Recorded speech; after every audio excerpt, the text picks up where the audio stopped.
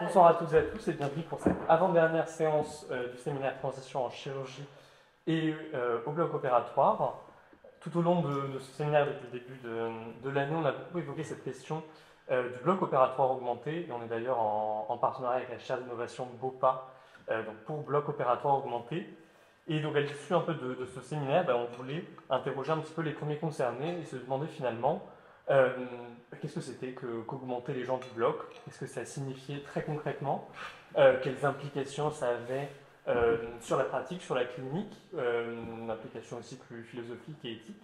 Et donc pour ce faire, on est ravi d'accueillir ce soir Éric Vibert, qui est chirurgien hépatobiliaire, professeur à la faculté de médecine de Paris-Saclay et qui est le fondateur, directeur de la chaire d'innovation BOPA, qui est donc à l'hôpital Paul Brousse de Villejuif.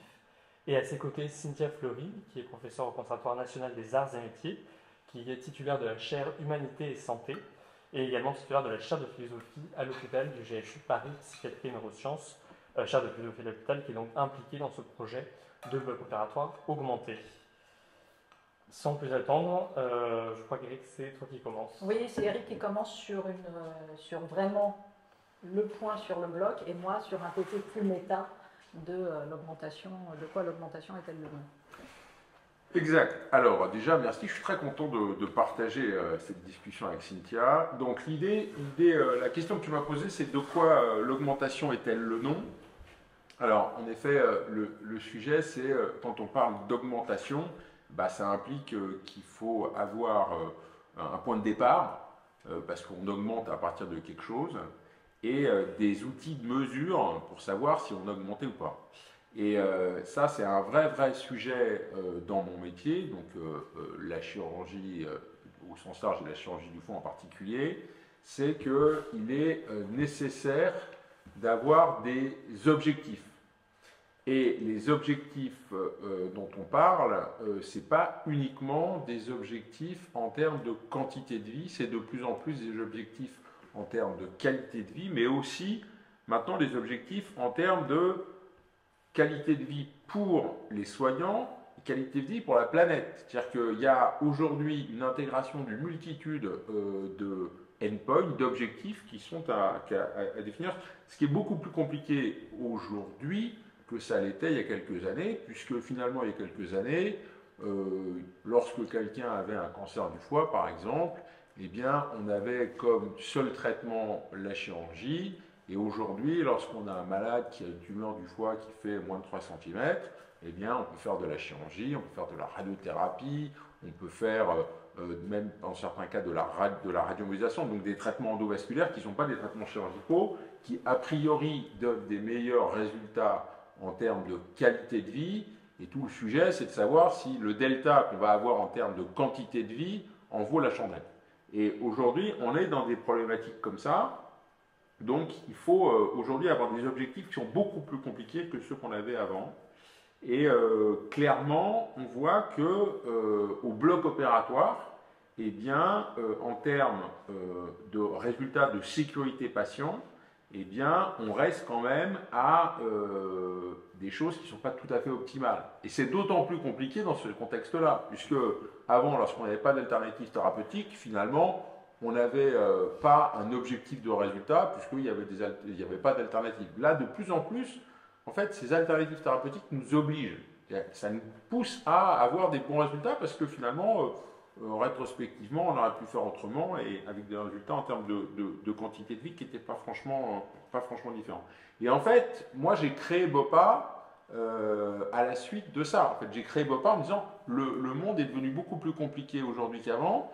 Et si on veut vraiment être capable de pouvoir justifier la chirurgie de manière claire, eh bien, il faut au minimum que les résultats soient identiques en termes de survie, mais aussi que la mortalité post-opératoire et la qualité de vie, qui est quand même franchement dépendante des complications post-opératoires, soient basses. Et c'est comme ça en fait que la dimension bloc opératoire augmenté est née, c'est que je me suis dit il faut trouver des moyens pour pouvoir sécuriser plus le soin pendant la chirurgie et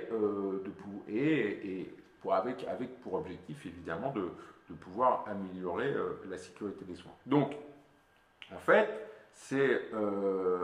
j'ai fait ça pas uniquement d'ailleurs pour les malades, mais aussi pour les soignants. Parce que maintenant, on sait et on mesure que finalement, lorsque on a un malade qui meurt post-opératoire, ou on a un malade qui a des complications post-opératoires, eh bien, ça a un impact sur le psychisme du chirurgien qui est terrible. Et moi, le premier, moi j'ai souffert psychiquement de complications post-opératoires, et je l'ai même écrit dans un livre. Donc, c'est pas quelque chose qui est anodin. Et puis en plus, ça concerne plein de gens, il y a plein de gens qui n'en parlent pas. Alors, il y a un travail très intéressant qui a été fait par des Américains. Ils ont interrogé 8500 chirurgiens, et ils leur ont posé une question qui était finalement, dans les 3 derniers mois, est-ce que vous avez été cause, est-ce que vous avez été responsable, ou est-ce que vous avez été associé à une complication post-opératoire grave ou à un mort, Et la réponse était 10%. Il y a 10% des chirurgiens, quand tu prends 8000 chirurgiens, alors je ne sais pas si c'est des décès ou des complications post-opératoires, en tout cas, il y a 10% de cette population qui dit, bah oui, je suis associé à un problème, et a priori c'est moi le responsable. Et ce qui est intéressant, c'est qu'en fait, ce travail avait été effectué dans un cadre qui était pour évaluer le psychisme et la situation de burn-out, d'épuisement professionnel. Et en fait, ils ont profité de cette enquête pour aller poser la question concernant les complications post-opératoires et la morbidité. Et en fait, ils se sont rendus compte qu'il y avait un lien. Il y avait un lien très fort, je n'ai plus les chiffres exacts, mais en tout cas, il y avait un lien très fort entre des signes objectifs de burn-out et de dépression et les complications post-opératoires. Donc, alors maintenant, est-ce que c'est une cause ou une conséquence? Ça, j'en sais rien, et c'est toujours la même question, mais en tout cas, c'était la démonstration du fait qu'il y avait clairement un sujet sur ce point-là. Et en fait, toute cette volonté de faire le bloc opératoire augmenté, ça passe aussi par un objectif qui est de comment améliorer la transparence, comment améliorer la compréhension des choses. Et ça nous impose de nous confronter, Ah, j'espère qu'il y a des questions là. Ça nous impose de nous confronter à la réalité, quoi. Et la réalité, c'est en effet de regarder avec beaucoup de transparence ce qui se passe au bloc. Et c'est aussi une nécessité de pouvoir vraiment mesurer nos suites opératoires, mesurer nos capacités à anticiper les complications, nos capacités à planifier, nos capacités à prendre des décisions. Et le sujet, c'est que derrière ça, il y a aussi, pour savoir si on est bon ou si on est mauvais, entre guillemets, enfin mauvais, du moins améliorable, il y a une nécessité de définir la norme. Et en fait, dans notre métier, c'est extrêmement difficile de définir la norme, parce que la norme, elle bouge, parce que la science s'améliore, parce que on fait des progrès, etc. Donc ça bouge tout le temps. Et on est en fait toujours confronté à la même chose, c'est-à-dire que on réfléchit sur des statistiques, on prend des décisions sur des statistiques et on traite des cas particuliers. Et en fait, ça, c'est la principale difficulté de mon métier. C'est-à-dire que lorsque je prends une décision sur Monsieur Dupont, je prends une décision sur Monsieur Dupont qui a âge, poids, taille, cirrhose plus ou moins grave, tumeur plus ou moins mal placée, etc., etc. Et ça ne correspond pas à la population générale sur laquelle on va pouvoir évaluer la normalité ou pas. Et c'est toute la difficulté de dire, voilà, ce chirurgien ou ce département est un bon ou un mauvais service de chirurgie, ou un bon ou un mauvais chirurgien, peu importe. Ce truc-là, actuellement, est en train de commencer à être résolu, pas résolu, en tout cas on ouvre le sujet à travers aujourd'hui des outils de benchmarking.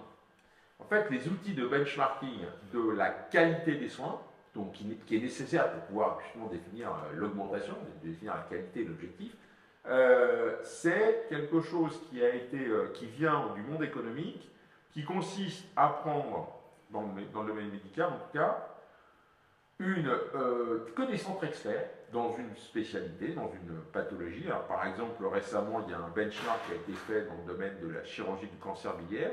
Et en fait, ils ont pris une dizaine de services qui étaient des services reconnus mondialement, et ils ont regardé dans ces services-là les résultats de la chirurgie dans une catégorie de malades qui était une catégorie de malades normale, enfin sans morbidité, c'est-à-dire des hommes ou des femmes qui étaient à moins de 50 ans, qui n'avaient pas de maladie associée, c'est-à-dire pas de diabète, vraiment le meilleur centre pour les meilleurs malades. Et dans cette population-là, donc, qui a priori avait les meilleurs résultats, eh bien, le benchmark consiste à considérer 3 ou 4 éléments, par exemple la durée d'hospitalisation, les pertes sanguines, la mortalité post-opératoire, et enfin pas trop d'éléments, 4 ou 5 déterminants, et de prendre les 75e percentiles de la médiane dans la répartition sur ces centres-là. Et ça permet de définir une norme, et si tu es en dessous de la norme, bah, ça va, enfin, tu es dans le benchmark, donc les résultats que tu as sont acceptables, sont normaux, et si tu es au-dessus, eh bien, ça veut dire qu'il y a un sujet, et où ça te permet de pouvoir mesurer l'impact de tel ou tel paramètre chez ton malade.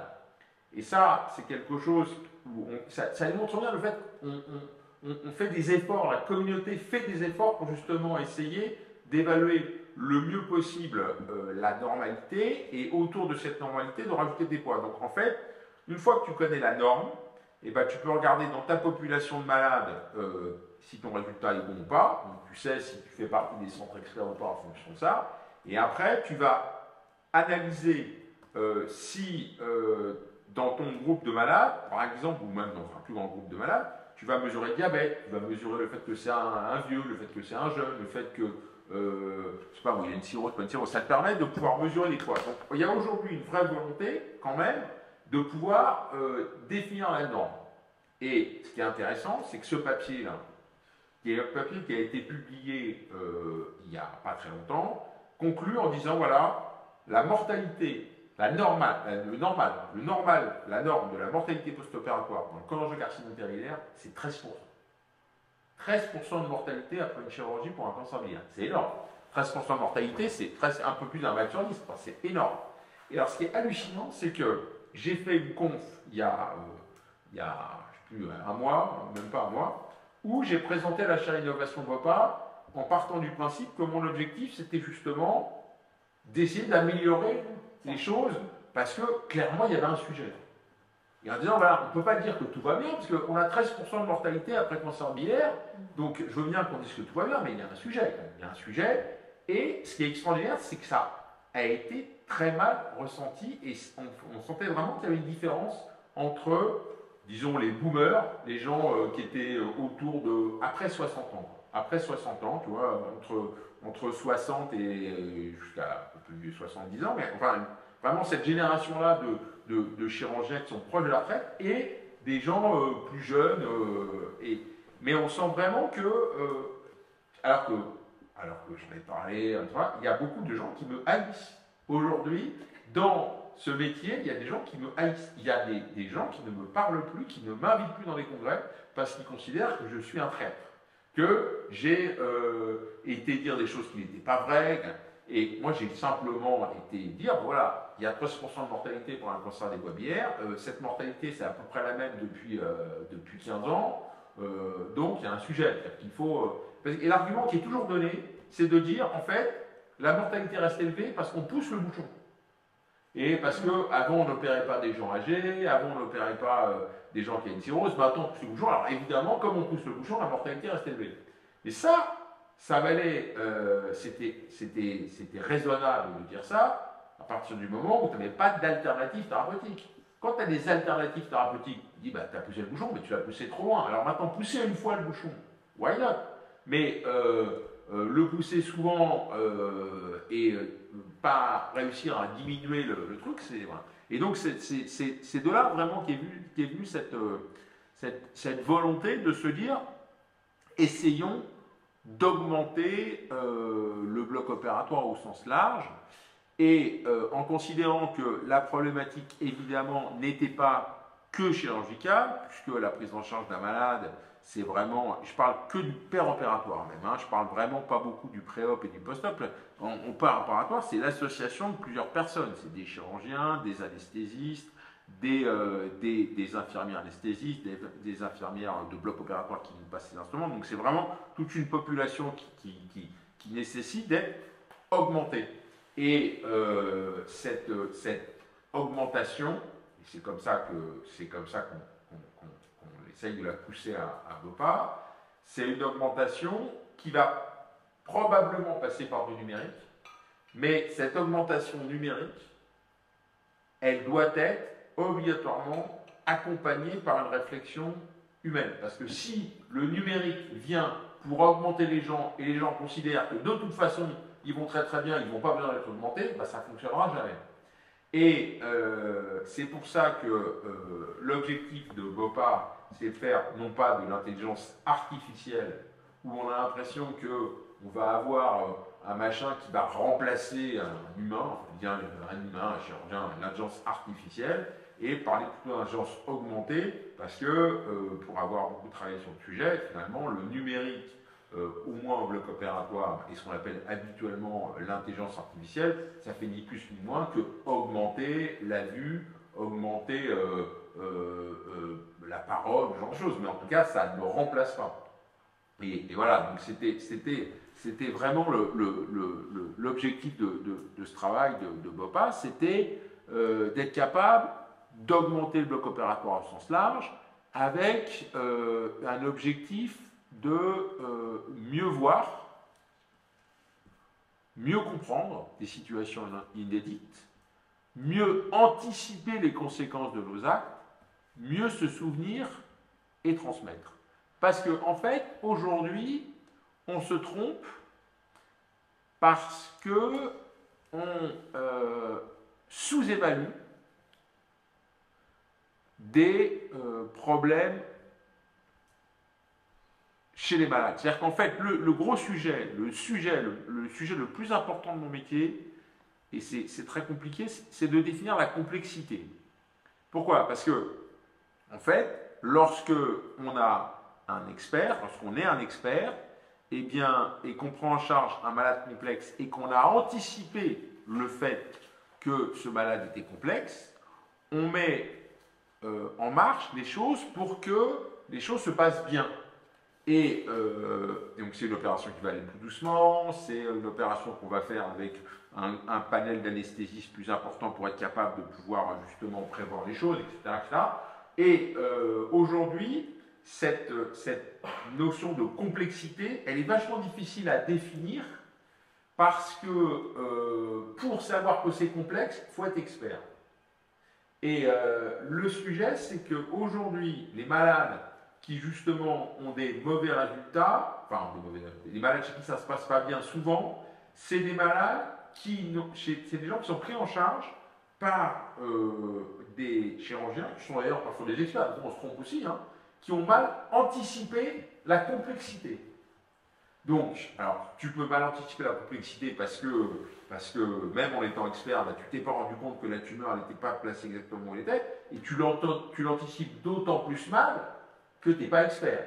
Parce que tu ne te rends pas compte du truc, parce que justement, pour pouvoir se rendre compte de la complexité, il faut être expert. Et c'est là où je pense que l'informatique, le numérique, peut augmenter le chirurgien, du moins l'équipe, en étant capable de pouvoir identifier des situations complexes sans avoir recours à un expert. C'est pour ça que dans BOPA, par exemple, on travaille sur l'analyse numérique de la position d'une tumeur sur un scanner pour que automatiquement le scanner dise attention, c'est un malade complexe. C'est un malade complexe du fait de la position du cancer, c'est un malade complexe du fait de la morphologie du foie, etc. C'est-à-dire qu'en fait, toutes ces petites choses que moi, je vois de manière un peu spontanée lorsque je regarde un scanner, parce que j'en ai vu plein de scanners. Donc moi, quand je vois un scanner avec une tumeur qui est placée là ou là, eh bien, en effet, je suis capable de dire, tiens, ça c'est un maths complexe. Mais le type qu'on n'a pas vu autant que moi, il va peut-être passer à côté. Et donc, aujourd'hui, cette augmentation par le numérique, elle passe par des algorithmes d'intelligence artificielle sur des images de scanners, où la vérité terrain est le chirurgien expert. Donc, on travaille là-dessus sur une augmentation. Donc ça, c'est un peu une augmentation de la planification. Donc ça, c'est pour le préopératoire. Et dans le péropératoire, eh bien là, l'idée, c'est d'augmenter la vue. Principalement, d'augmenter la vue. Pourquoi? Parce que pour être capable de bien opérer, il faut bien voir. Et la première manière d'augmenter la vue, c'est de mettre des lunettes, de mettre des loupes. Moi, il y a eu un changement extrêmement clair entre avant et après sur la présence de loupes. Si je n'ai pas de loupe chirurgicale, je ne peux pas opérer. Pourquoi? Parce que tu vois mieux, tu vois plus près, de manière plus précise. Et la phase d'après, après la loupe, eh bien, c'est d'être capable de voir à travers. Et voir à travers, eh bien, c'est ce qu'on fabrique avec les gens de l'INRIA, qui sont des jumeaux numériques. Et la grande particularité, la grande difficulté de ce qu'on est en train de mettre en place, c'est qu'un vrai jumeau numérique, c'est quelque chose qui va être anatomiquement vrai en préopératoire, mais aussi en péropératoire. Et c'est toute la difficulté qu'on a, c'est qu'aujourd'hui, on opère des organes pleins. C'est des organes pleins qui sont mous et qu'on doit traiter en enlevant des parties tout en respectant une organisation anatomique tout à fait singulière, souvent de chaque malade, et l'objectif est de rentrer dans l'arbre en commençant par les feuilles. C'est exactement comme si on avait, je suis sûr que c'est un brocoli, c'est-à-dire que c'est exactement comme si vous rentriez dans l'arbre ou dans le brocoli par les feuilles, et l'objectif c'est d'arriver à la racine qui va vasculariser les feuilles que vous voulez enlever. Comme ça, et ben en fait, le problème du brocoli en question, c'est que c'est un brocoli qui est mou. Donc, lorsque vous faites l'analyse en préopératoire sur justement le scanner préop, sur lequel le malade est ventre fermé, position anatomique classique, ça, tout va bien, vous pouvez reconstruire le ménage de points. Mais le problème, c'est qu'en préopératoire, ce modèle, c'est plus le même. Donc là, vous avez besoin aussi de mieux voir, donc vous faites de la réalité augmentée en apportant justement ce nuage de points devant une réalité anatomique, mais la réalité augmentée, pour que ce soit une vraie réalité augmentée, eh bien, ça nécessite de pouvoir considérer ces mouvements de l'organe devant la réalité. Ouais. Donc ça, c'est une vraie augmentation. Alors ça, c'est ce qu'on fait dans le domaine de l'augmentation de la vue, pour pouvoir justement considérer le foie, le voir en transparence de manière dynamique. Et l'autre élément, c'est les jumeaux hémodynamiques. Les jumeaux hémodynamiques, c'est là aussi une augmentation. Là, c'est de la planification, c'est ce qu'on fait avec les gens de l'INRIA depuis longtemps, qui consiste à être capable de modéliser les conséquences de nos actes au plan hémodynamique. C'est-à-dire que moi, quand je fais de la chirurgie du foie, le malade, avant l'opération, il avait une pression au niveau de la veine porte, qui est donc la veine qui vascularise le foie, et une pression au niveau de la veine hépatique, donc le sang qui permet de sortir du foie. Donc il y a vraiment un compartiment avec une veine, qui est la veine porte, un foie et des veines hépatiques. Et l'objectif, c'est que la différence de pression entre la veine porte, le sang qui rentre, et la veine hépatique, le sang qui sort, soit inférieur à 10. Parce que si on est au-dessus de 10, ça veut dire que le volume de foie que tu as laissé, il est trop petit et ou il est mal organisé. Et donc, en fait, il y a une congestion du foie. Et donc, tu t'en rends compte parce que quand tu mesures la pression portable, eh bien, elle est supérieure à 20 et ça ne se passe pas bien. Donc, en fait, le sujet, c'est d'être capable de prévoir par, justement, une planification, ce qui va se passer. Et alors, c'est là où c'est rigolo, c'est que là, c'est finalement vraiment le numérique qui m'a mieux permis de comprendre la réalité. En fait, ce que j'ai fait, c'est que j'ai expliqué à une mathématicienne, qui s'appelle Irène Villon-Clémentel, qui est une personne avec qui je travaille depuis plusieurs années, ma vision des choses concernant le fonctionnement hémodynamique du foie, c'est-à-dire le cœur, les poumons, la rate, le système digestif. Bref, j'ai raconté une histoire qui était ce qu'il y avait dans ma tête, quelque chose que j'ai appris à la faculté, et puis ensuite que j'ai appris, la physiologie humaine. Et cette mathématicienne a mis en équation mathématique mon explication. Elle a fait des analogies électriques entre ce que je lui racontais et les modèles mathématiques qu'elle créait, et elle a pris comme élément des analogies électriques, avec des résistances, des capacitances, elle a fait un réseau électrique, et ensuite elle a fait virtuellement ce que moi je faisais physiquement. Et finalement, les résultats qu'elle obtenait étaient différents de ceux que j'obtenais. Et donc elle m'a dit, écoute, ce que tu me racontes, c'est faux. Ta vision des choses est fausse, puisque moi, quand je résous l'équation que tu me racontes, ça marche pas. Et donc, c'est là où c'est rigolo, parce qu'avec elle, avec cette augmentation, en fait, cette planification, j'ai compris que je ne comprenais pas. Et c'est là où vraiment les maths, cette manière de modéliser la réalité, et m'a fait vachement avancer. Donc ça, tu vois, et ça, c'est des jumeaux hémodynamiques. Avant, c'était des jumeaux anatomiques, c'était des jumeaux hémodynamiques. Donc ça, c'est pour mieux voir, pour mieux prédire. Et ensuite, le sujet, c'est vraiment de pouvoir, et ça c'est extrêmement compliqué, c'est d'être capable d'avoir cette audace, enfin, cette volonté d'avoir une norme, cette volonté de vouloir être augmenté, sans couper complètement cette audace chirurgicale. Ça, c'est hyper important. C'est-à-dire que si jamais tu normes tout et tu dis aux gens, ben voilà, vous devez être là et sinon c'est pas normal, et ben tu vas comment dire, empêcher les gens de prendre des risques et de découvrir des choses. Donc, il faut être capable de laisser aussi l'augmentation se faire par le hasard. Et ça, c'est un truc que je m'en suis rendu compte, parce que là, dans la conférence que j'ai faite dernièrement devant des chirurgiens, dont certains étaient particulièrement âgés et un peu particuliers, c'est qu'ils m'ont dit, mais tu te rends compte, si tu fais ça, plus personne ne va oser opérer. Et c'est vrai. Et ce que j'ai dit, c'est que le problème, c'est qu'il ne faut pas être empêché d'opérer, il faut juste avoir la capacité à avoir la lucidité de se dire, j'ai bien fait ou j'ai pas bien fait, et de surtout le partager.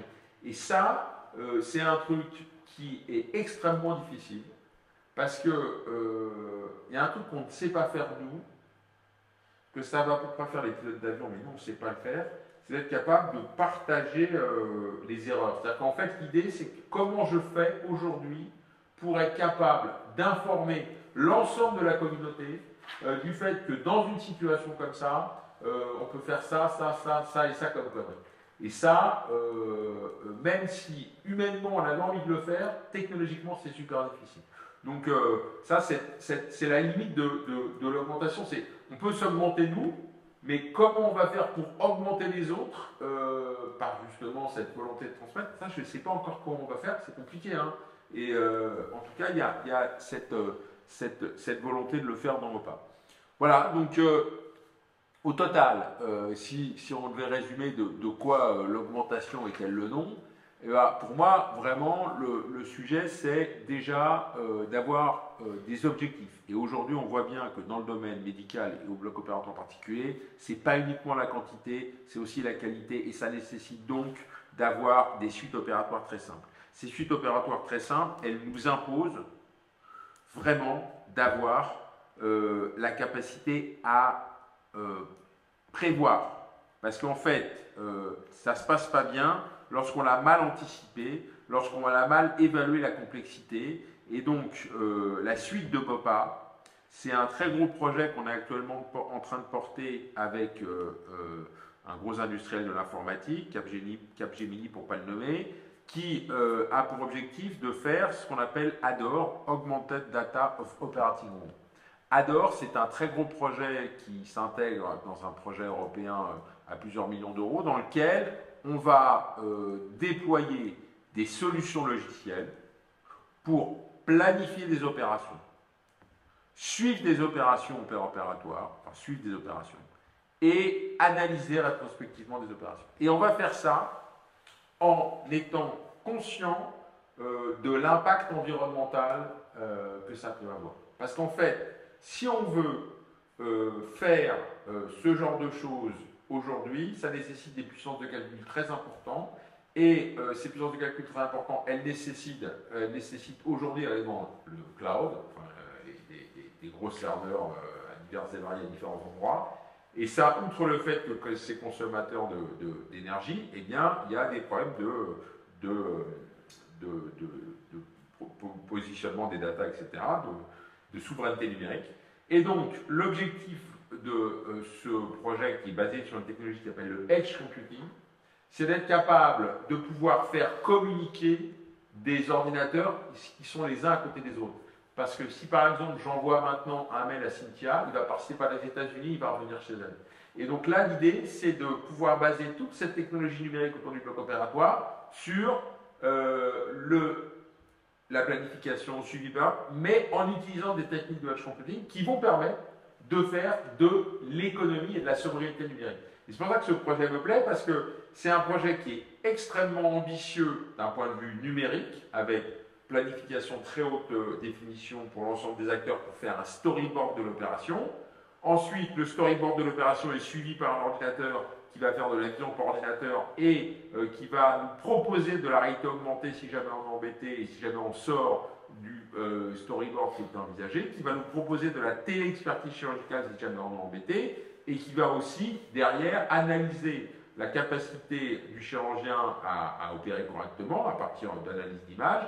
Et tout ça, ça va se faire dans un objectif de sobriété numérique, parce qu'encore une fois, l'objectif, c'est pas uniquement des objectifs pour le malade et les soignants, mais c'est aussi des objectifs pour la planète. Voilà ce que je pouvais vous dire sur aujourd'hui la réflexion que j'ai autour de l'augmentation dans BOPA. Parfait, j'y vais, c'est moi. Alors on va voir, parce que moi c'est un petit peu différent, même si ça fait très sensiblement écho à ce qui a été posé par Eric, et je trouve qu'en écoutant Eric, on voit à quel point l'augmentation de BOPA est quand même très très humanisée et humanisante. Donc elle est dédiée d'abord à une augmentation de la connaissance, de l'expertise, des soignants, etc., de l'évaluation. Mais c'est vrai qu'il a fait un rappel judicieux de faire passer l'hypertechnicisation, malgré tout, qui est aussi celle de BOPA, derrière cet objectif, d'ailleurs que je vais rappeler et qui a été porté par quantité de chercheurs à la convention d'Asilomar, et qui disait toujours beneficial pour les humains, quoi. Et c'est ça l'enjeu, et il faut y revenir. Moi, de quoi l'augmentation est-elle le nom?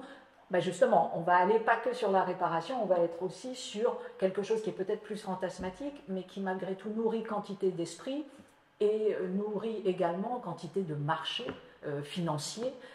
Donc ce n'est pas que du fantasme, c'est aussi une manière d'organiser le monde de demain. Alors attends. Alors, je vous ai rappelé juste que un peu une historiographie qu'on connaît bien, très rapide, et qui montre d'emblée certains types d'ambivalence. Donc, les temps modernes, j'ai pris Pic de la Mirandole, c'est un texte qui est très connu, de la dignité de l'homme, pour une raison très simple, c'est que Pic rappelle à quel point, qu'est-ce qui définit l'homme? L'homme, c'est celui qui va justement inventer sa forme. C'est important par rapport à notre histoire, parce que inventer sa forme, ça ne veut pas dire inventer sa matière. Inventer sa forme, ça veut dire qu'il va être nécessairement du côté de la construction d'un humanisme. Et pas nécessairement de la construction d'un corps. Donc il est du côté de l'esprit, il est du côté de l'âme, il invente, il se définit au sens où il va se donner ses objectifs méta, et notamment par exemple la question de la liberté, sous-entendu derrière. Mais on n'est pas dans quelque chose qui viendrait dire, tiens, invente ton corps, invente ta matière. Non, on est quelque chose qui, voilà, c'est la plasticité humaine, mais la plasticité humaine du côté de la symbolisation et pas du côté de quelque chose qui viendrait transformer la créature divine. Et d'ailleurs, Pic, il a un vis-à-vis qui s'appelle le créateur, et la créature est à la mesure entre guillemets, du créateur, parce qu'elle-même, elle fait l'élaboration, elle poursuit d'une certaine manière la forme, mais elle ne va pas sur une refonte de la matière. Chez Descartes, là aussi, vous allez avoir un perfectionnement, un raisonnement, etc., qui est la maîtrise du raisonnement, je l'ai dit, par le doute méthodologique. Donc on voit très clairement entre guillemets, que les questions d'augmentation de savoir ne sont pas du tout, encore une fois, du côté d'un cumul quantitatif, mais de quelque chose qui est capable d'être dans l'hyper-discernement, etc. Donc on est, et jusqu'à Kant, on est très clairement dans cette idée de qu'est-ce que ce serait augmenter l'homme. Ce n'est pas un terme d'ailleurs qui parle, le terme qui parle c'est perfectionner, c'est un tout petit peu différent. Et chez Kant, bien sûr, c'est le sapere aude, c'est-à-dire le fait de penser par soi-même, c'est la sortie de l'état de minorité, c'est de ne pas être sous tutelle, on aurait pu aussi citer la Boétie, enfin voilà, toute cette histoire, entre guillemets, c'est l'amélioration. Ce qui intéresse les sciences humaines et sociales depuis toujours, et la philosophie en particulier, c'est cette conquête cognitive de l'homme, à la fois mieux connaître le monde et mieux connaître soi-même, mieux connaître ses limites, bien évidemment les sublimer. C'est pas un terme qu'on trouve chez les anciens, on le trouve plutôt chez Freud, mais c'est quand même de ça dont il s'agit. Et puis bien sûr, avec un phénomène où, et alors ça qui est très connivent avec ce qui vient d'être dit par Éric, et qu'on retrouve chez Condorcet, parce que c'est ça les Lumières c'est une convergence des finalités. C'est-à-dire que très clairement, plus l'humain se connaît, mieux il va cohabiter, mieux il va communiquer avec les autres, sous-entendu derrière la démocratie va s'enclencher, sous-entendu tiens, de manière éthique et morale, on sera supérieur, enfin voilà, tout va dans le même sens. Le progrès civilisationnel, etc. Les Lumières, c'est fondamentalement ce paradigme, ce modèle de pensée-là. C'est-à-dire linéarité de l'histoire, progression de l'histoire, convergence des finalités, voilà, c'est ça qui est les Lumières. Bien évidemment, symbolisé par un XXe siècle qui va venir faire exploser la convergence des finalités et qui fait qu'aujourd'hui, on ne peut plus penser comme ça et on sait que, oui, ça peut être un idéal régulateur d'avoir une convergence des finalités, mais en fait, c'est extrêmement compliqué et il n'y a pas de convergence des finalités. Et donc, résultat, il nous faut être lumineux et s'améliorer en ayant conscience non seulement du chaos, mais du chaos moral qui organise les sociétés. Alors, ça va jusqu'au positivisme, hein, parce qu'Auguste Comte, c'est un enfant de Condorcet, et très clairement, voilà, on a histoire et progrès de l'esprit humain, et c'est intéressant d'ailleurs de voir que chez Auguste Comte, le technicisme, entre guillemets, le scientisme, ce que nous, on viendrait peut-être un peu sur lequel on viendrait taper, c'est un enfant direct du perfectionnement humain. C'est-à-dire que très clairement, l'homme se parachève par l'evidence-based, etc. Donc on est Auguste Comte. Nous, aujourd'hui, on peut avoir des dérives du positivisme, très clairement, mais Auguste Comte, c'est un enfant des Lumières. Bon, donc jusqu'au retournement, je l'ai dit, aujourd'hui on se trouve face à ça, c'est-à-dire de dire est-ce que, voilà, les Lumières c'est quoi? C'est une augmentation de l'homme qui est en fait définie essentiellement par de l'autonomie, c'est-à-dire un objectif d'autonomisation, un objectif de symbolisation, et en fait, et un objectif bien évidemment de perfectionnement éthique et symbolique, et puis aujourd'hui, quand on parle d'une augmentation, ben on revient à le premier point d'Éric sur le quantitatif, un quantitatif qui serait dessaisi, entre guillemets, d'un qualitatif, voire d'une réflexivité. Est-ce que tout quantitatif se vaut? Donc un quantitatif dessaisi de la réflexivité, ben, c'est un simulacre technique qui en fait que ce qui se présente comme un idéal d'autonomie, en fait, on est en train d'organiser un être qui de plus en plus sera dépendant d'une hypertechnique. Et donc, c'est un retournement parce que c'est quoi l'enjeu? Et c'est tout l'enjeu aussi de la sobriété, c'est-à-dire de dire, mais au fait, qu'est-ce qu'on déplace? Parce que là, et en fait, très clairement, on a aujourd'hui une augmentation, pour le dire dans d'autres termes, qui fait une controverse entre autonomie, le vieil idéal des Lumières, ou performance. Et qui dit performance dit nécessairement une dépendance technique à. Donc, on fabrique un homme qui va vers la performance et la dépendance, ou est-ce qu'on fabrique un homme qui, à un moment donné, continue d'élaborer cette histoire de l'autonomie, et qui est une vieille histoire qui commence de l'Antiquité jusqu'à nos jours. Bon. La controverse actuelle, on la connaît, c'est ça, je suis bien, réparation-augmentation. Alors, malgré tout, à l'international, qu'est-ce qu'on a? Puisque avec Singularity, University, le transhumanisme, etc., on a une banalisation de l'idée d'augmentation, qui est une arnaque, puisque, en gros, on vous dit, en fait, on a toujours fait de l'augmentation. Dès qu'on éduque, on se transforme. Dès qu'on est dans la transmission, etc., jusqu'à la modification génétique, et tout ça, c'est pareil. Pas tout à fait. Puisque d'un côté, vous avez en gros une augmentation par la symbolisation, et de l'autre côté, vous avez une augmentation par autre chose, et qui révolutionne déjà, je l'ai mis en dernier, Oviedo et CRISPR-Cas9, puisque la convention d'Oviedo 97, c'est d'être, vous le savez, garant du patrimoine génétique de l'humanité, et de fait, avec CRISPR-Cas9, on n'est plus garant du patrimoine génétique de l'humanité tel qu'il a été pensé à ce moment-là, puisqu'on est rentré dans une édition génomique avec possibilité d'impact sur la descendance. Bon. Donc ça, voilà.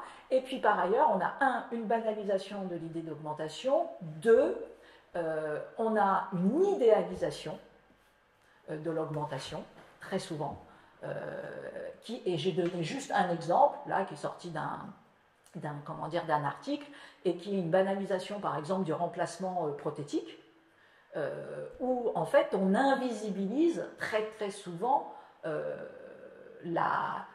l'appropriation d'un appareillage prothétique.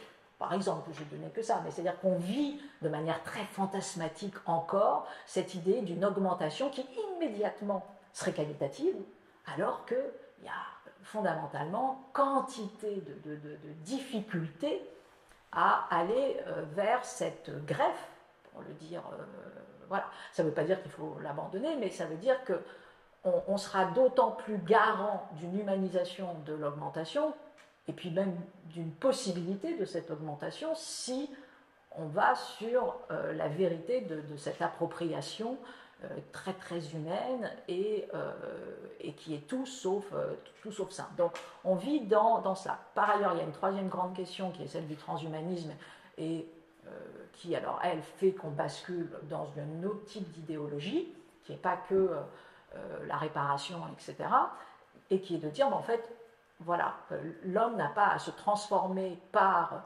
la sublimation de ses limites, il a à se transformer par l'annulation de ses limites, ce qui n'est pas la même chose. Et donc, très clairement, dans le transhumanisme, la limite, ce qui a toujours constitué, encore une fois, la philosophie, la morale, la métaphysique, de dire que la finitude est une définition totalement structurelle pour l'homme, et de considérer que ça n'a pas sens de la remettre en cause, sauf par la sublimation.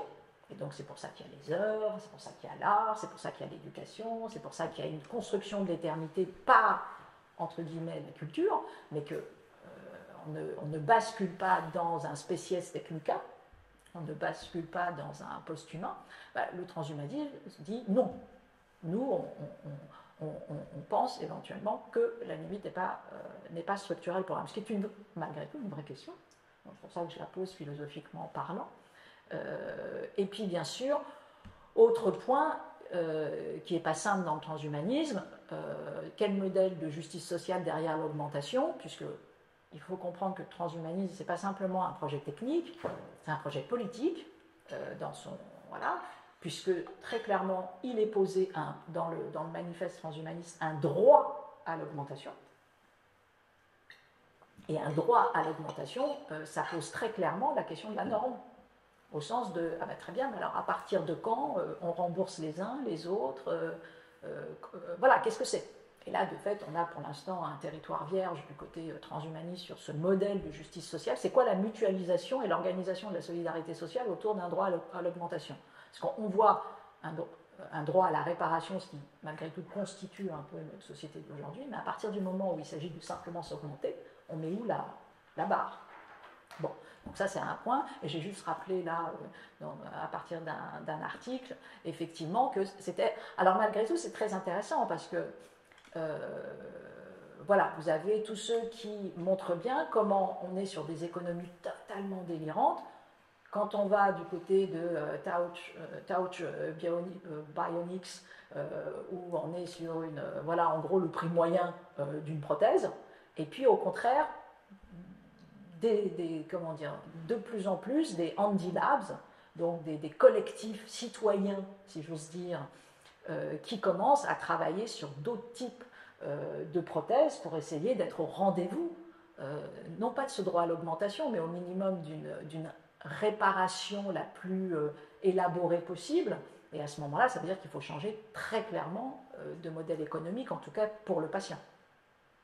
Donc, et on a de plus en plus donc des Handy Labs qui se constituent. Je vous ai mis aussi une autre référence avec la DARPA qui fait que, oui, là aussi on a cet imaginaire absolument délirant sur, tiens, un corps organique, si on n'est que dans un univers de performance, très clairement on aura un phénomène de dévalorisation du corps organique. On aura un corps organique, alors par défaut, dévalorisé, parce que de fait, si on rêve, là on se projette très très loin, on se projette à 30 ans, 40 ans, voire peut-être plus, si tout d'un coup l'idée c'est de s'accoutumer à un corps régulièrement augmenté, de fait le corps organique il est, bon ben c'est très simple, c'est comme un corps dopé versus un corps qui ne l'est pas. Bon, donc comment on fait ça? Donc ça remet en cause beaucoup de choses, ça remet en cause tout simplement même la démocratie qui se constitue normalement sur une norme du vulnérable et pas une norme de l'excellence et pas une norme de la performance. Alors encore une fois, sur le papier, puisqu'on sait très bien que dans la société, bien sûr, que la démocratie ne fait pas ce qu'elle dit et que tous les jours, elle vient renchérir et renforcer cette norme de l'hyper-norme, si on veut le dire comme ça, mais malgré tout, c'est ce qui la mettra en danger en produisant des systèmes comment dire, fascisants, tout simplement, parce que l'histoire de, tiens, un régime politique qui favorise tout le temps une norme de l'excellence, on connaît. Donc, c'est pas... voilà. Alors, j'ai juste rajouté, ça, je vous ai mis des points Big Data et santé, juste pour rappeler qu'on est dans un univers... voilà, où les objets connectés sont la première population mondiale, si j'ose dire, 81 milliards d'objets connectés. On est dans un océan absolument inconnu, puisqu'on a simplement aujourd'hui 25% des données numériques qui sont exploitables, et en fait on n'en analyse qu'encore très très peu. On a une expansion de l'Internet des objets, notamment reliée à la question de la santé, qui est énorme, donc c'est un marché très très intéressant. J'ai mis d'ailleurs là une référence de Bernard Lee sur le fait que lui en appelle nécessairement à contrebalancer le pouvoir des GAFAM. Je n'ai pas repris ici comment dire comment Apple, Google, etc. participent de toute la révolution de l'investissement de la santé, parce que c'est des premiers acteurs, c'est pas des, entre guillemets, c'est pas des moteurs de recherche simplement, ce sont des acteurs du monde de la santé. Et justement, ils demandent de réinventer d'autres systèmes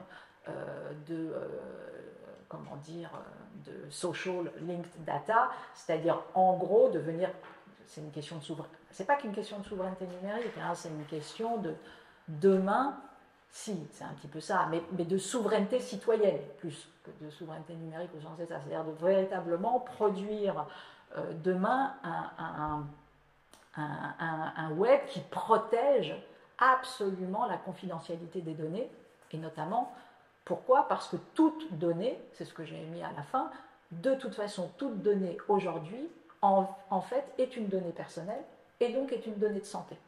En fait, cette histoire qui séparait les données sensibles des données, en fait, c'est quasiment fini. C'est quasiment fini pour une raison très simple, c'est qu'on ne sera jamais aussi proche de la spécificité d'un individu qu'en le traçant continuellement de manière totalement libre.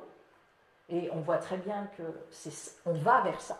c'est comme le séquençage, comment dire, global, on va vers attraper le maximum de données d'un individu, quelle qu'elle soit, et ensuite on traduira ça d'une façon ou d'une autre sur des enjeux importants, soit pour demain tout ce qui est monitoring de la santé, d'abord toujours dans le sens du poil, au sens tiens pour améliorer l'observance, etc., mais ensuite dans le sens d'un contrôle, d'un crédit social ou d'un crédit sanitaire, pour le dire plus dans notre sujet.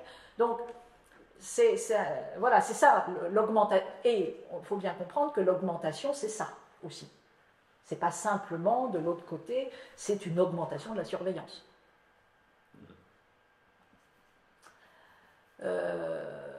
Là, je passe un peu, hop, hop, je ne dis pas tout, top, voilà, parce que sinon on va être trop long, mais là aussi des idées sur, malgré tout, pourquoi je vous parle de ça, parce qu'on a déjà une banalisation de la neuroamélioration et un dépassement du bioconservatisme par, en fait, des peuples très conservateurs, donc c'est assez drôle de voir, voilà. C'était notamment posé chez Harari avec le fait que, tiens, les Chinois, pour ne pas les nommer, et une partie de la nouvelle génération étaient déjà sur cette idée tout à fait convaincue que, tiens, s'il y avait un bienfait de l'augmentation du quotient intellectuel in utero, ce qui est totalement, pour l'instant, fantasmatique, hein, donc on n'est pas, voilà, bah, oui, il n'aurait non seulement aucun souci pour le faire, mais de toute façon, très très rapidement, par un effet de normes et de rivalité mimétique, et de peur de ne pas donner à son enfant la même intégration sociale, etc., de toute façon, il y avait un phénomène. Alors, encore une fois, ça n'existe pas à l'heure d'aujourd'hui, mais vu qu'on est sur des phénomènes d'accélération forts et des investissements financiers derrière qui sont très très conséquents, on ne peut pas non plus se dessaisir de ce questionnement. Donc là, je vous donne juste des petites références intéressantes, notamment un auteur que j'aime beaucoup, il s'appelle Éric Sadin, et qui a beaucoup travaillé sur ces questions, et sur le fait que derrière, encore une fois, l'augmentation, c'est surtout ce que lui a appelé la datafication de la vie, ou la vie algorithmique. Bon, avec le fait demain, non seulement d'aller vers le fait potentiellement d'avoir une dévalorisation du corps organique, mais surtout d'avoir ce qu'il nomme, et je trouve assez juste, le corps interface. Et on est plutôt dans cette idée-là, c'est-à-dire effectivement d'être tellement corrélé à des applications ou à des objets connectés que de toute façon la séparation, encore une fois, entre le dispositif, le device et le corps n'est plus aussi simple que ça, parce que de fait, par le device, on rentre immédiatement, même si on ne rentre pas techniquement dans le corps, en fait on y entre différemment, et il y a un phénomène de corps interface. Or nos lois ne protègent absolument pas le corps interface, elles protègent déjà à peine le corps, donc si vous voulez le corps interface encore moins, donc ça c'est quand même des vraies problématiques. Et puis voilà, donc ça je passe. Je vous ai fait un point que je trouvais intéressant. Alors là on est vraiment en bascule, peut-être que parce que c'est un programme auquel je participe, vous faire un point sur Red Team, que je trouve intéressant parce qu'on est au cœur du sujet. Donc Red Team, c'est quoi? C'est un programme qui est porté par le ministère français des Armées et de PSL. Donc moi, j'y suis par l'école des mines. Et dans Red Team, vous avez différentes teams, comme son nom l'indique. La première, qui est la team principale, c'est-à-dire essentiellement les auteurs de science-fiction qui vont produire des scénarios pour anticiper les menaces à l'horizon 2030-2060. Donc, au titre de le fond, donc ça c'est secret défense, hein, il y a des classifications, donc on ne peut pas avoir accès à tout. La Blue Team qui est représentée essentiellement, enfin pas essentiellement, qui est représentée par les militaires, donc voilà. La Black Team qui est représentée par le portage essentiellement de PSL et tous ceux qui viennent produire à la fois la logistique, les outils, les vidéos, etc., et qui viennent d'une certaine manière interfacer avec le public, parce que c'est aussi c'est multiple, Red Team. C'est à la fois un travail épistémo, si j'ose dire, d'anticipation de la menace, de construction des outils, etc., mais c'est aussi quelque chose qui communique. C'est un objet de communication aussi. Donc ça, c'est la Black Team. Et puis la White Team, dans laquelle moi je suis, qui est en fait dans toute la réflexion sur la question éthique, et puis la question méta du présupposé. C'est pour ça que je vous ai mis le cône de plausibilité, parce que ça, c'est une vraie question très intéressante, c'est-à-dire quand on anticipe le monde de demain, où est-ce qu'on se situe dans l'anticipation? Et jusqu'où, voilà. Et par exemple, pour l'armée, et on n'est pas toujours d'accord là-dessus, il est clair qu'il faut se positionner dans le cône de plausibilité. Et donc, c'est à un certain point, c'est-à-dire qu'on est calculé de façon multiple, le fait que, voilà, on va se situer à tel ou tel endroit, ce qui fait pour penser la menace. Donc très clairement, par exemple, si je veux dire, tiens, les ovnis, ça va être rejeté. Parce qu'on considère que... voilà. Donc c'est très intéressant de voir que ce qui est un problème, en tout cas pour certains, et notamment pour les auteurs de science-fiction, en considérant que, en fait, attention, il ne faudrait pas faire la même erreur que nous, on connaît bien entre recherche fondamentale et recherche appliquée, et que, en fait, le cône de plausibilité, on le pense ici et maintenant comme ça, mais si tout d'un coup on le remettait en arrière, on verrait que, non, il vaut mieux sortir du cône pour véritablement penser à dessein les risques et les transformations des comportements. Bon, donc ça, c'est juste un premier point. Pourquoi ça nous intéresse? Parce que ce qui est montré notamment dans... Il y a plein de, alors il y a 4 scénarios aujourd'hui, puis on est en saison 2 là, qui va bientôt, puis une saison 3 qui va se commencer, puisque ça, volontairement, ça prend aussi le code des fictions. C'est la boucle décisionnelle, c'est-à-dire ce qui a été très souvent vu, c'est jusqu'où l'IA est une aide à la décision, jusqu'où elle phagocyte, jusqu'où on rentre dans un phénomène d'autocensure ou de confiscation de la décision, c'est quand même un des points essentiels, c'est-à-dire jusqu'où c'est une aide, jusqu'où c'est une confiscation, et sachant que ce n'est pas nécessairement une confiscation de manière frontale, bien évidemment, ce serait d'une certaine manière plus simple parce que sans doute que ça générerait plus de résistance de l'autre côté, mais c'est quelque chose qui est panoptique, donc ça rentre par l'intérieur et ça fait un phénomène d'autocensure et qui n'est pas simple. Bon, donc ça c'est une question. Je vous donne juste deux comment dire, risques qui sont à notre horizon, juste pour le plaisir de les partager avec vous. Alors voilà, un programme, NETAM, qui est, comment dire, proposé pour Neuro-Terre-Air-Mer et qui est un protocole d'interface neurale destiné à améliorer les performances humaines et à pallier leurs défaillances. Donc on est vraiment sur une augmentation du soldat. C'est pas une augmentation du chirurgien, mais une augmentation du soldat. Et, attention, comment on a des tentatives d'hacking du lien neural et comment ça, c'est très très problématique en 2040, 2050, 2060, etc. J'ai fait quand même un lien sur Neuralink d'Elon Musk aujourd'hui qui, de fait, est un protocole d'interface neurale qui essaie de se mettre en route. Donc, on n'est pas non plus... voilà, on est vraiment dans le cône de plausibilité. Donc demain, et puis avec le fait qu'il faut accompagner ces soldats augmentés, notamment dans le post-augmentation, dans le burn-out de cela, etc.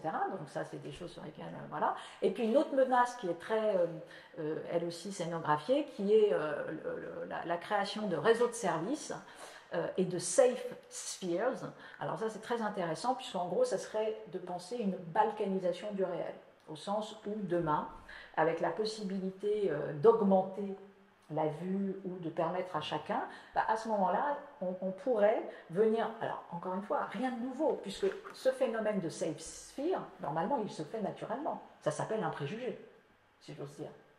On a tous nos préjugés, et nos préjugés, on les met sauf que ça ne transforme pas le réel.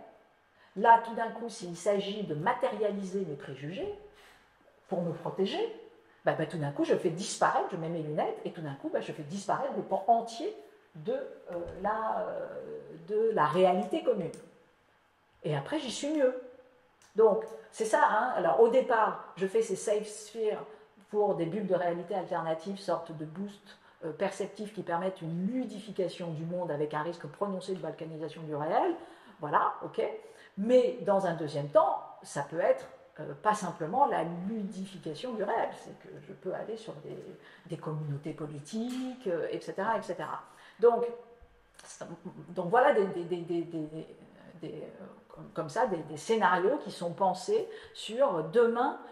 Qu'est-ce que ça veut dire en gros augmenter? Si augmenter, c'est produire des safe spheres, de fait, ça n'augmente pas le commun du monde. Donc très clairement, c'est un enjeu civilisationnel important. Qu'est-ce qu'on augmente derrière? Et puis, dans ces nouveaux mondes qui ressemblent au pire des anciens, la majorité des individus sont pucés, car le puçage est le seul outil de gestion publique capable de concilier sécurité sanitaire et liberté individuelle de déplacement. Et puis, je ne vais pas faire, vous rappeler les anti-vax, parce que les pauvres, mais ça sent quand même ça. Il y a les sans-puces, qui forment une population hétérogène, prête à se constituer en nation pirate. Les biens, les savoirs et les mauvais coups s'échangent ou se préparent en commun. Cette fermentation pirate voit une montée en gamme progressive de la technicité, de l'organisation et de l'agressivité. Donc, on voit comment, bien évidemment, mis à part, qu'est-ce que ça veut dire ça? Ça veut dire que tout simplement, quand on est en train de réfléchir de façon trop linéaire sur l'augmentation pour tous, on est fou furieux et on ne voit absolument pas toutes les boucles de rétroaction qui se jouent sur précisément tous ceux qui ne veulent pas être augmentés, les divergences au fait, quand on dit augmentation, de quoi on parle, ensuite le coût réel, social, financier de cette augmentation, les fractures renforcées par cette augmentation, parce que bien évidemment, ça n'existe qu'à tel endroit, etc., etc. Donc, bien évidemment, en gros, l'augmentation, tant qu'on va sur la réparation et sur voilà, des choses qui, tout d'un coup, sont totalement en dessous de la garantie humaine, pour reprendre un des termes qu'on connaît bien à la chaire, la garantie humaine de l'intelligence artificielle et le fait que c'est beneficial pour l'individu. Voilà. Je vous mets juste ça rapidement, éthique de l'IA et santé, voilà tout ce qui est l'enjeu, principe d'une garantie humaine de la décision médicale, on l'a dit, le coût énergétique des data centers, des terres rares, et tout ça, parce que moi je veux bien, je trouve ça fondamental, mais BOPA en contexte de sobriété numérique, ça me paraît très important, mais comment on fait? Donc voilà, et pourtant c'est un enjeu clé, c'est un enjeu, encore une fois, écosystémique. Donc, et puis je vous ai mis la conférence d'Asil Omar, voilà, où les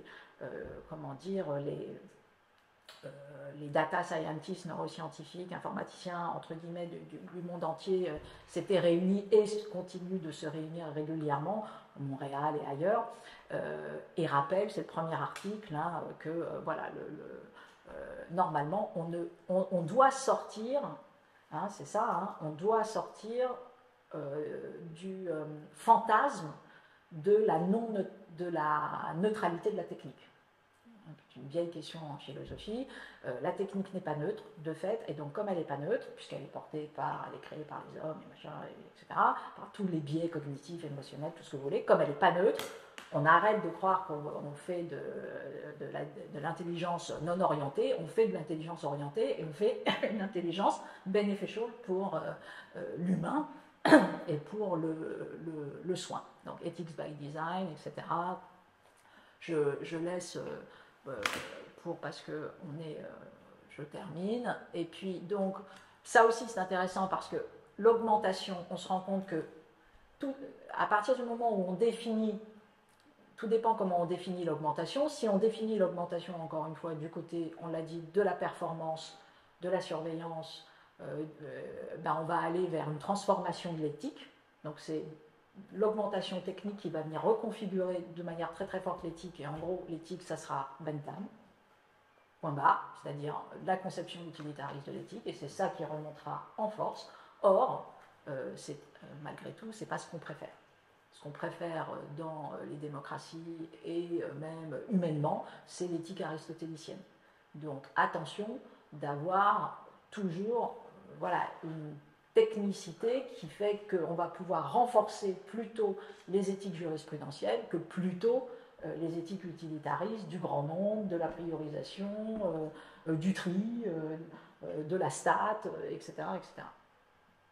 Je vous ai mis juste ça parce que c'est intéressant. C'est un article, récent de Claverie et Le Guyader sur des approches éthiques des néotechnologies d'augmentation de l'humain.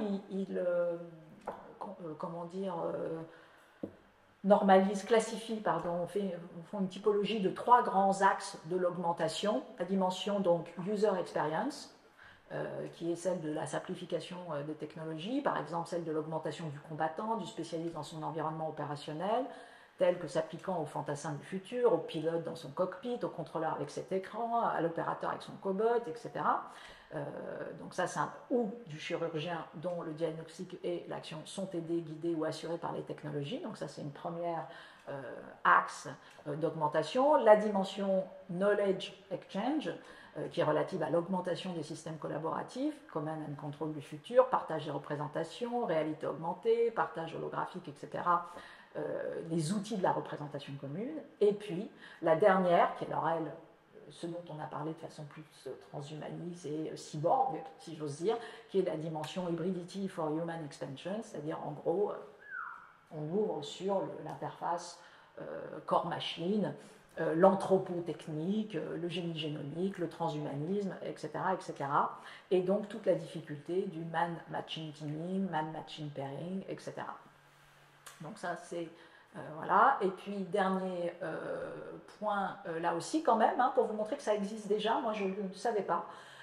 Approche éthique des néotech, toujours dans le texte, il rappelle que, tiens, déjà, aujourd'hui, on est sur des implant parties. Vous saviez, vous, très bien. Voilà. Moi, je ne le savais pas. Moi, je ne savais pas qu'on faisait des implant parties, d'ailleurs organisées dans des grandes villes européennes, aujourd'hui françaises, et qui permettent à tout un chacun de s'auto-implanter une puce RFID. Et puis, ça, je le savais en revanche, sur les techniques de CRISPR, puisque nous, on avait travaillé là-dessus au Comité national d'éthique, sur le côté do it by yourself, bio garage, c'est-à-dire en gros la bio, mais dans le garage. On a des kits et fit do it yourself à moins de 130 €, et puis qui font qu'il y a des biohackers qui se multiplient, et avec cette idée que certaines communautés qui déjà sont dans donc c'est très le droit, c'est même pas le droit à l'augmentation, c'est permettre à tout un chacun de transformer son propre ADN. Après tout, à partir du moment où CRISPR-Cas9 existe, au loin, peut se poser à un moment donné la question d'un principe de libre disposition de ce corps, et si c'est une libre disposition de son corps, à ce moment-là, même si ça engage la descendance, il y a déjà des communautés qui se constituent, et c'est normal d'ailleurs, il y a déjà des communautés qui se constituent en disant non, ça doit être à terme un droit de pouvoir modifier son ADN.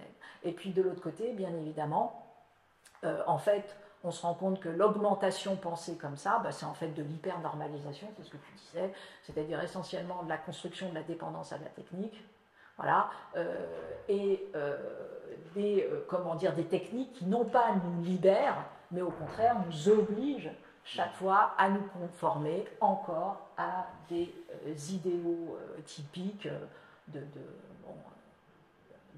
ultra-normatifs au sens de performants, etc., etc.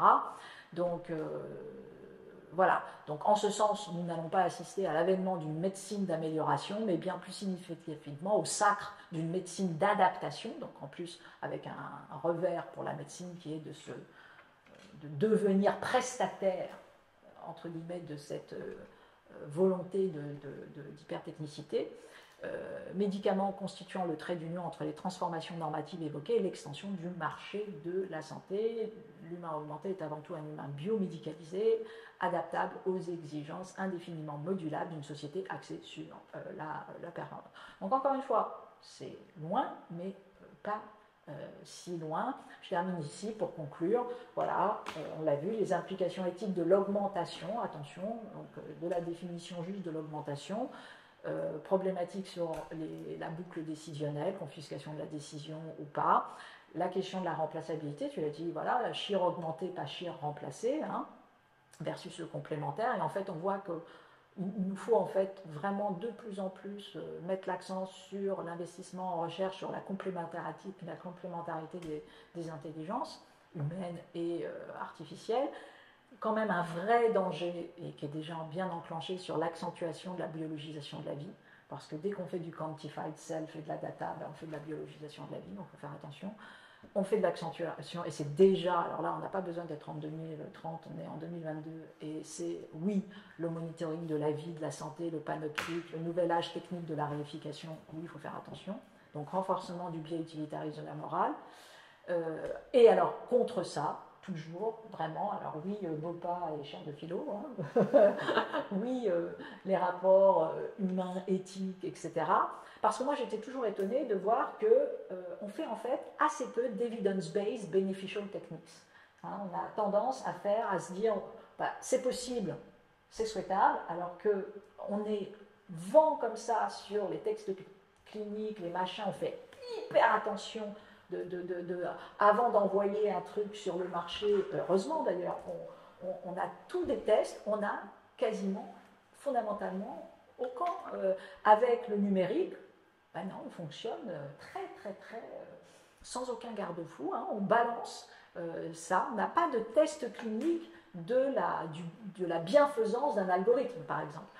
Donc il faudrait peut-être commencer à commencer justement à produire des outils d'évaluation du beneficial de tel ou tel algorithme.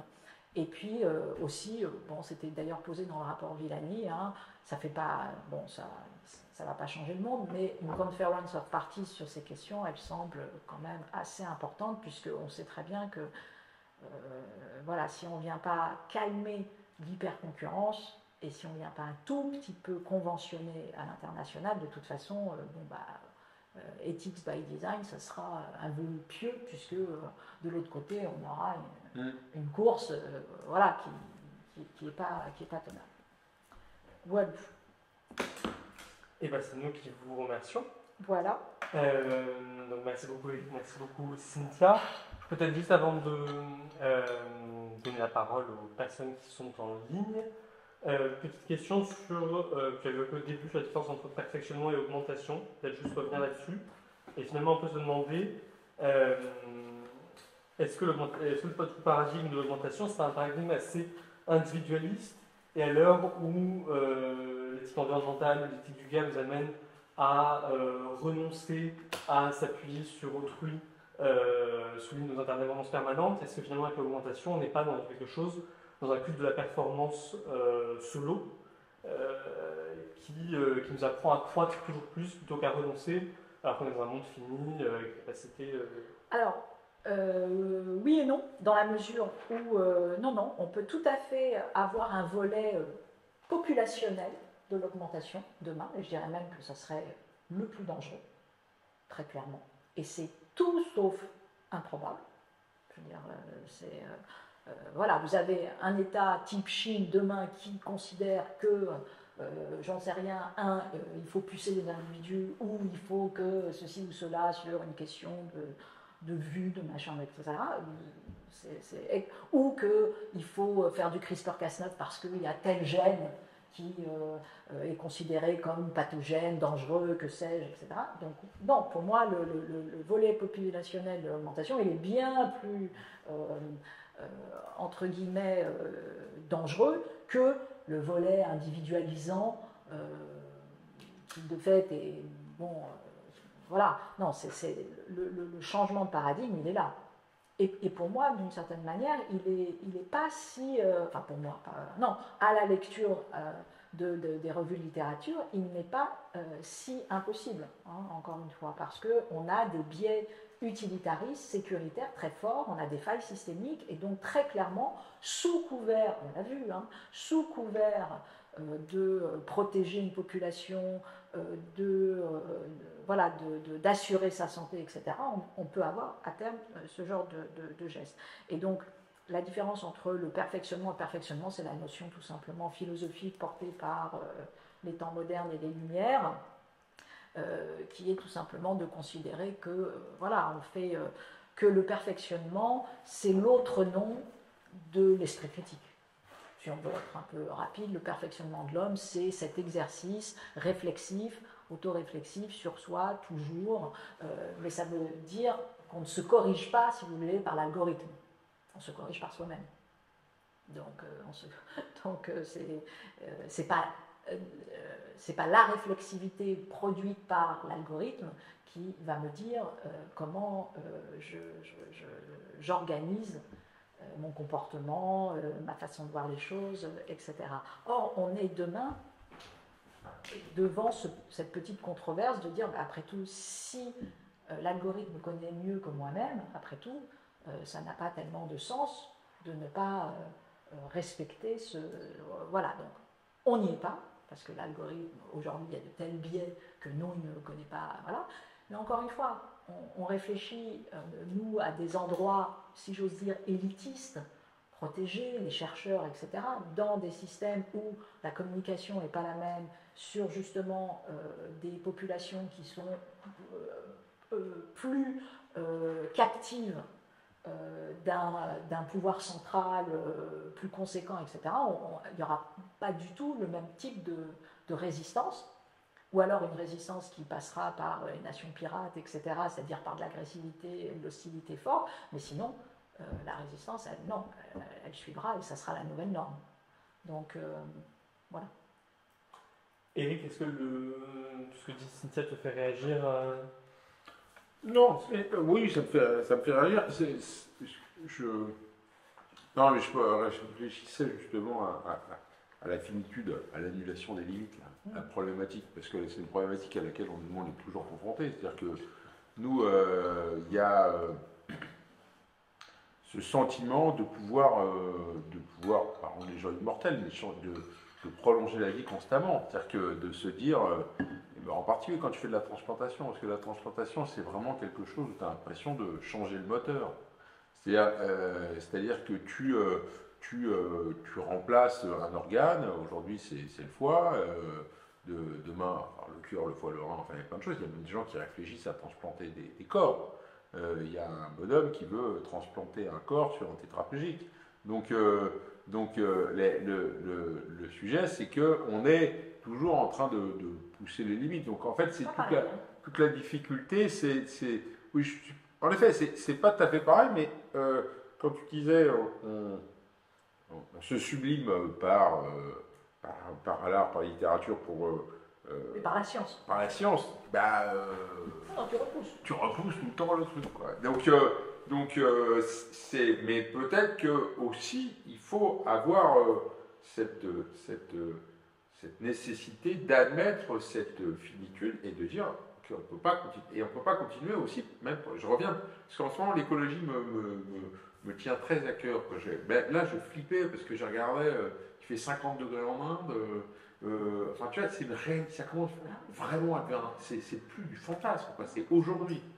Et c'est pour ça que moi je suis tout à fait conscient des impacts de tout ce que je porte au plan technologique. C'est-à-dire qu'en effet, quand tu fais des jumeaux numériques, des machins, des trucs, et c'est vrai même aujourd'hui, au bloc opératoire, la quantité de matériel qu'on utilise est astronomique. Et des fois, tu peux te dire, mais finalement, oui. Est-ce qu'il n'y a pas un moment où il faut dire stop parce que c'est trop cher écologiquement. Je veux dire, quand on opère un malade, une fois on le retransplante, enfin, je veux dire, c'est quantité astronomique. Et ça, c'est quelque chose qui aujourd'hui n'est pas du tout considéré. Et l'empreinte carbone du bloc opératoire, c'est un énorme sujet. qui est en train de commencer à, je ne suis pas le seul à y penser, mais qui a un vrai sujet. Et aujourd'hui, par exemple, dans BOPA, j'ai mis en place maintenant BOPA Green, où justement, on va essayer de mesurer à travers justement le système Care Syntax la quantité d'électricité, de matériel qu'on utilise.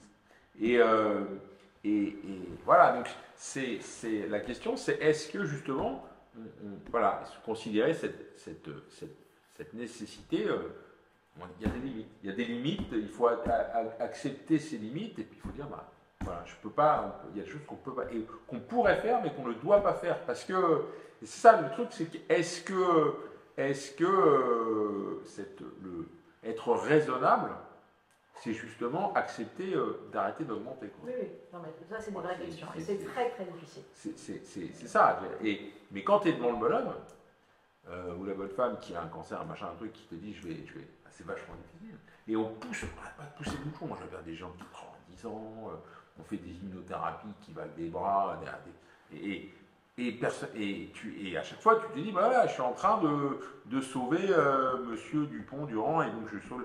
Mais voilà, la seule situation finalement, il est intrinsèquement raisonnable de limiter, c'est dans le projet de transplantation hépatique, parce que tu vis dans une pénurie, la pénurie d'organes. Oui. Donc comme tu vis dans la pénurie d'organes, tu es obligé d'arbitrer. Et ça, c'est là où ça nous apprend à dire non, là, on ne peut pas le faire parce que. Et donc on a des limites. On ne doit pas transplanter des gens qui ont des résultats en termes de survie inférieurs à 50%, parce qu'il n'est pas éthique, pas éthique, je ne sais pas si éthique, mais en tout cas il n'est pas raisonnable de donner des greffons à des gens qui n'en feront pas bon usage. Voilà, mais c'est la même chose. Ouais. Tu peux tout à fait dire demain que voilà, la réflexion que tu as sur la pénurie d'organes, tu as la même sur la pénurie des ressources naturelles. Et dire, je ne peux pas, parce qu'en fait, j'impacte de toute façon la qualité de soins pour tel et tel et tel et tel. Et donc, voilà. Non, mais le sujet, c'est est-ce que l'augmentation peut nous permettre de passer la pénurie? C'est-à-dire que, en fait, c'est toujours le même sujet, mais aujourd'hui, par exemple, moi, j'essaye de réfléchir à faire des xénotransplantations, c'est-à-dire des transplantations avec des organes qui viennent des animaux. Et ça, c'est une manière de pouvoir pousser le bouchon. C'est-à-dire qu'aujourd'hui, on commence à transplanter des métastases hépatiques de cancer du côlon, ce qu'on ne faisait pas avant. Voilà, donc, et ça, c'est vrai pour les organes, puis c'est vrai aussi pour la planète, quand des mecs qui disent, bah, c'est pas grave, on va aller sur Mars. Donc la question, c'est est-ce qu'il faut se limiter en disant, voilà, il faut être raisonnable. Il y a ça, la finitude, c'est intrinsèque à l'humanité, ou est-ce que finalement, il faut dire, bah voilà, on a les moyens de changer cet état de fait. Ça, je ne sais pas, je n'ai pas du tout la réponse à ça, moi, mais je me pose toujours, et c'est vrai que moi, je suis toujours à me dire, bah, on va trouver la solution. Et en fait, j'ai l'impression que derrière cette volonté d'augmenter, il y a une sorte d'optimisme. C'est-à-dire que finalement, c'est-à-dire qu'un jour, je me rappelle, on m'avait demandé, mais voilà, c'est la fin du monde, quelle est ta dernière phrase? Et moi, j'ai répondu, on va trouver une solution. Et il y a d'autres qui disaient, ouais, je vais aller faire, je sais pas, je vais faire l'amour, l'autre, je vais vous faire un super truc. Et moi, je dis, bon, il va falloir qu'on trouve une solution. Tu vois, c'est intrinsèque, il y a une espèce d'optimisme où je me dis, non, ça va jamais arriver, quoi. Et voilà, donc l'augmentation, voilà, pour moi, c'est de quoi était le nom, c'est l'optimisme. Il y a une question de Béatrice, alors allez-y, je vous en prie, vous pouvez allumer votre micro, éventuellement votre caméra, comme ça on pourra vous voir. Si vous... Ah, Béatrice, il faut l'écrire. Est-ce que vous m'entendez? Parfaitement. Ouais. Donc bonjour, merci beaucoup pour cette conférence extrêmement intéressante. Je vous appelle, je suis en contact avec vous depuis Lausanne. Et j'étais très intriguée effectivement par ces remarques, notamment sur le bloc opératoire, parce qu'on a les mêmes préoccupations au CHUV et on a d'ailleurs un chirurgien proposé un système de matériel réutilisable. Mais malheureusement, les temps de l'institution et d'évolution de l'institution, je ne sais pas s'ils seront satisfaisants au vu des risques qui sont les nôtres au niveau planétaire. Mais c'est pas tant sur ça que je voulais vous poser une question, mais plutôt sur cette idée de cette suradaptation. Vous avez parlé de cette médecine de l'adaptation qui pointe. Et ma question, c'est la suivante, c'est est-ce que finalement la nouvelle norme, c'est pas effectivement en tout cas en vous écoutant, c'est ce qui me semble s'imposer, c'est que la nouvelle norme soit l'homme augmenté. Et ce qui m'inquiète, et c'est là-dessus que je voulais vous poser la question, c'est est-ce qu'on va conserver finalement une vision consensuelle de ce que c'est que l'humain non augmenté? Est-ce qu'on ne va pas de plus en plus au clair sur la définition de ce que c'est que l'homme augmenté, mais que l'humain lui-même, celui qu'on a connu jusque-là, est-ce que c'est pas celui-là qu'on risque de perdre de vue? Oui, non, moi je peux avoir un début de réponse, mais très clairement, on a un phénomène où, quand on disait tout à l'heure balkanisation du réel, etc., au loin, on a une balkanisation de la définition de l'humain, ça c'est assez évident, mais surtout, avant d'aller à ce niveau-là, il y a un niveau plus basique, je pense, qui est celui de l'organisation du système de santé si on commence à être trop connivant, complaisant avec une définition de l'augmentation qui ne serait pas définie en termes de justice sociale. Parce que qu'est-ce qui se passera? Il se passera qu'en fait, on aura un clivage, sans doute, entre d'un côté une médecine qui se pliera, entre guillemets, sous couvert de connaissances à cette hyper-adaptation et donc à des hyper-investissements, etc. Et puis une médecine, entre guillemets, publique, qui, elle, sera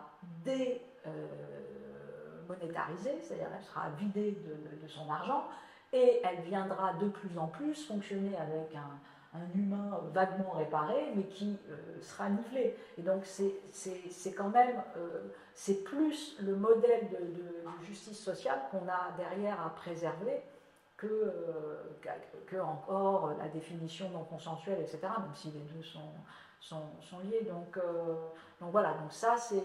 Et quand on voit aujourd'hui qu'on est déjà avec un système public qui est malgré tout régulièrement atteint dans ses investissements financiers. Alors pas partout, heureusement. Ici, on est dans un lieu public et justement... Qui vit grâce au privé, d'ailleurs. Hein. C'est parce que c'est du mécénat privé qui nous permet de vivre correctement. Voilà. Mais avec encore une volonté de commons, c'est-à-dire que c'est le privé qui donne, mais vous, BOPA, comme nous, chaire de philo, on restitue à tous. Donc on a encore, voilà, à un moment donné, ça pourra, hélas, être autre chose et il n'y aura pas de restitution. Et d'ailleurs, moi, quand on en avait parlé au tout début sur BOPA, avec des systèmes qui étaient différents, de localiser, entre guillemets, les BOPA, soit à l'intérieur des hôpitaux publics, ou au contraire, d'autres qui pensent des BOPA, mais sur des plateformes, etc. Et moi, j'avais véritablement défendu la BOPA version Eric, justement pour ne pas affaiblir encore plus demain l'hôpital public. C'est-à-dire qu'il fallait nécessairement qu'un système, entre guillemets, d'excellence, et même qui va sur ces territoires d'augmentation, etc., soit au cœur du public pour continuer, tu vois ce que je veux dire, d'irriguer, et pas qu'on rentre dans quelque chose qui tout d'un coup fait ce qu'on a connu ailleurs, hein, excusez-moi, mais les écoles privées, les écoles publiques, enfin, c'est des vieux schémas, mais ça existe. Il ne faut absolument pas croire que ça ne viendra pas toucher des schémas plus... voilà, c'est déjà le cas d'ailleurs. Est-ce qu'il y a une autre question avant qu'on conclue? On se quitte, voilà, et on se comment dire, n'hésitez pas par message ou à ouvrir directement votre micro.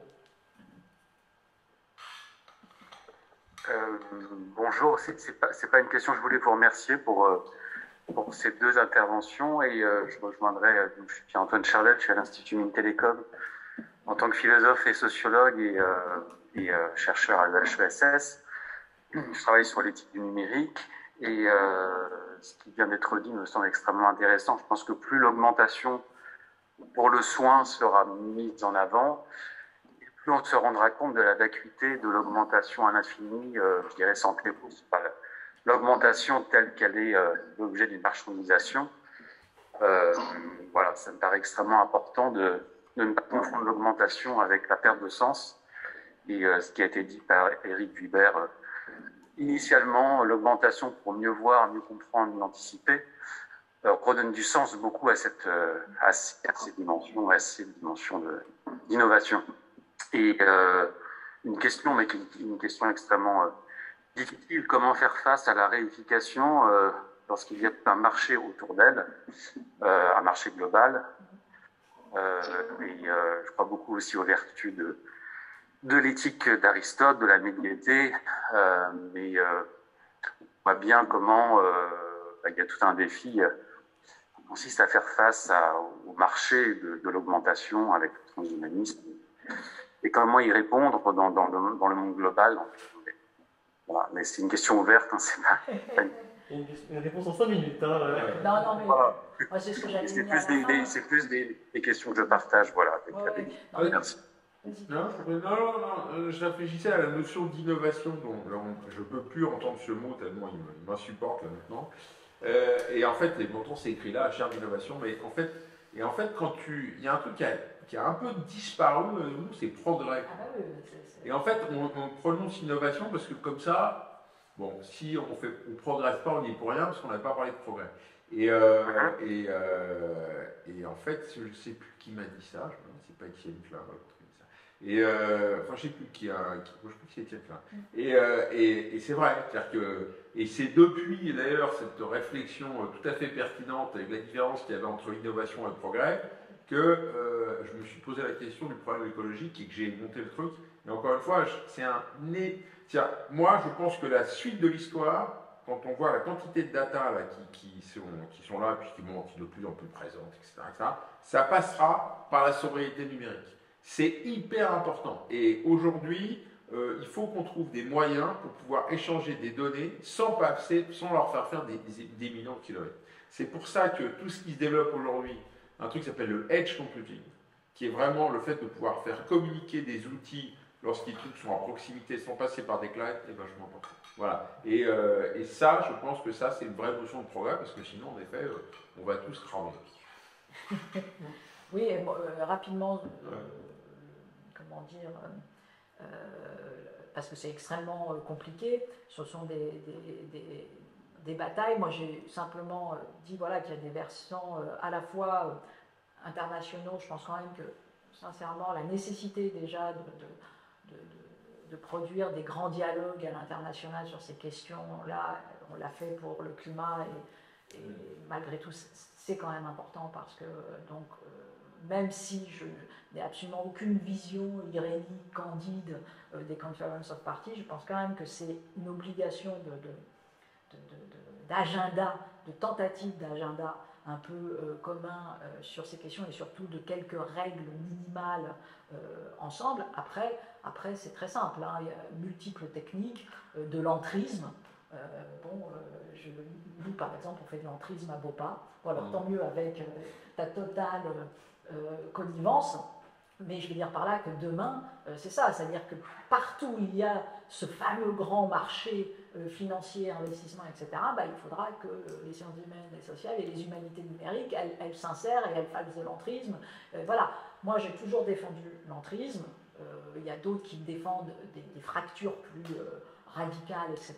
Moi, c'est pas ni mon caractère, ni je ne crois même pas de manière épistémologique, donc je ne vais pas sur ce terrain. Mais voilà, donc quand vous me dites comment on fait devant ces puissances financières, on y va. On y va et on essaye à l'intérieur du système exactement, de produire un volet qui, de fait, sera nécessairement un volet pour certains trop édulcoré, trop connivant, trop dans la compromission, etc., mais qui quand même, je pense, produira aussi des gestes et un langage commun. Mais oui, il va y avoir du sport. pour conclure. Absolument. Voilà. Merci Anita. Merci beaucoup. Merci beaucoup Eric, Cynthia, pour ces deux visions complémentaires de l'augmentation ce soir. Merci à tous d'avoir été présents et merci à ceux qui nous regarderont donc, en replay. La prochaine et dernière séance, ce sera le 22 juin avec le professeur Marisco, donc, qui est professeur des universités, praticien hospitalier des hôpitaux de Strasbourg, qui est fondateur de l'IRCAD, Institut de recherche contre les cancers de l'appareil digestif, et donc qui a été l'orchestrateur et l'opérateur de la fameuse opération Lindbergh, donc, qui a constitué à faire une cholécystectomie, donc retirer une vésicule biliaire transatlantique. Voilà. Le jour du 11 septembre, quand même. Le jour du Ce qui fait que ça lui a un peu volé la vedette. Voilà, donc il viendra nous parler de ça et de sa vision des transitions en chirurgie. Il était franchement détourné. Merci beaucoup, bonne soirée. Merci.